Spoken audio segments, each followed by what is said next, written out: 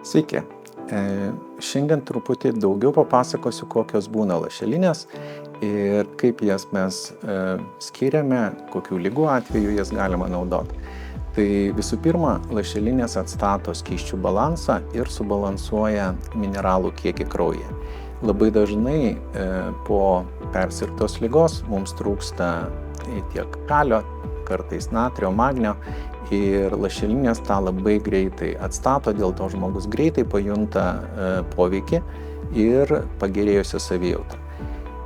Kita funkcija lašelinių yra detoksikuojanti. Kadangi visi mes skubam, mažiau geriam vandens, labai dažnai esam dehidratuoti, lašelinė labai greitai atstato skysčių balansą ir dėl to tiesiai izotoninis tirpalas papuolęs į kraujotaką praskiedžia kraują ir jam yra lengviau tekėti visais kapiliarais ir greičiau papulti ir atnešti medžiagas į ląsteles. Kitos lašelinės su didesniais kiekiais vitaminų yra skiriamos įvairių chroninių ligų gydymui. Ypač kai yra nusilpęs imunitetas, tai ir didesnės dozės vitamino C, B grupės vitaminų, juos galima kombinuoti su papildomais mineralais, magnio druskomis. Čia reikėtų trumpos gydytojo konsultacijos, kad nustatyti konkrečiai, ko jums šiuo metu reikėtų.